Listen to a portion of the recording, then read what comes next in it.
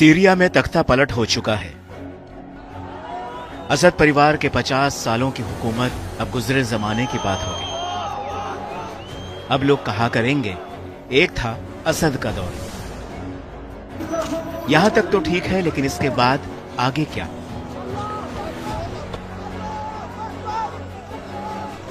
इसकी बड़ी वजह यह है कि सीरिया पर फिलहाल जिस संगठन का कब्जा है वो इस्लामिक जरूर है, लेकिन उस पर अल-कायदा और इस्लामिक स्टेट का टैग चस्पा है। अल-कायदा का पूर्व कमांडर अबू मोहम्मद अल-जुलानी हयात तहरीर अल-शाम यानी HTS का चीफ है, जिसके हाथ में अब सीरिया की बागडोर है। असद के देश छोड़कर भागने को लेकर जुलानी का कहना है कि सीरिया में असद सरकार का गिरना दरअसल इस्लामिक राष्ट्र की जीत है। सीरिया में जगह जगह बशर अल असद और उनके वालिद हाफिज अल असद की मूर्तियां लोग तोड़ रहे हैं। उस भीड़ में जुलानी को सीरिया के आने वाले कल की उम्मीद दिख रही है। जुलानी ने जीत के बाद अपने भाषण में लोगों से कहा कि एक नया सीरिया बनाने के लिए कड़ी मेहनत करनी होगी, जो इस्लामी राष्ट्र के लिए एक प्रकाश स्तंभ होगा। दरअसल सीरिया फतह करने के बाद जुलानी ने राजधानी दमिश्क में अपनी पहली विजयी स्पीच दी। जुलानी को सुनने के लिए उमैयद मस्जिद में भारी भीड़ उमड़ी। अपने भाषण में उन्होंने ऐलान किया कि विद्रोहियों ने अत्याचारी बशर अल असद की सरकार को गिरा दिया।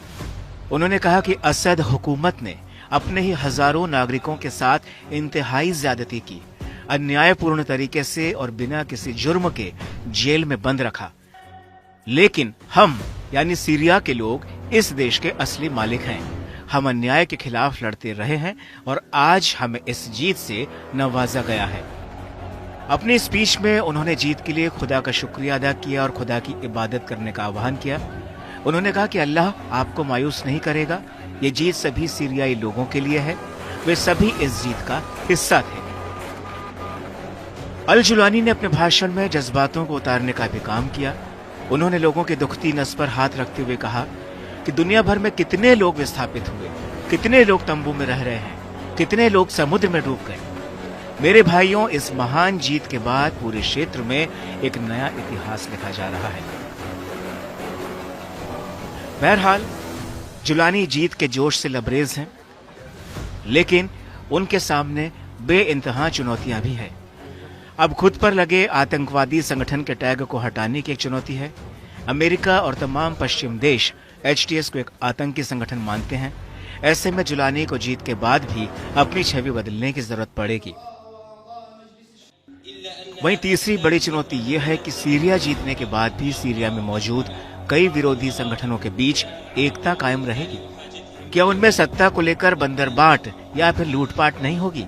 या फिर अफगानिस्तान में जिस तरह से तालिबान ने सत्ता में आने के बाद खुद की छवि बदलने और सत्ता पर नियंत्रण रखने का काम किया, क्या वैसा जुलानी अकेले कर दिखा पाएंगे?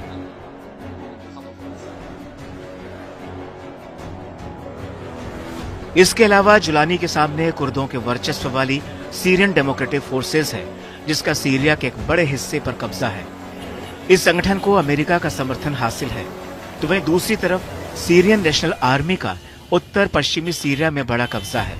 इसे तुर्की का सपोर्ट मिला हुआ है। ऐसे में जुलानी के सामने इन दो गुटों को साधने की भी चुनौती होगी, वरना सीरिया सुलगता रहेगा।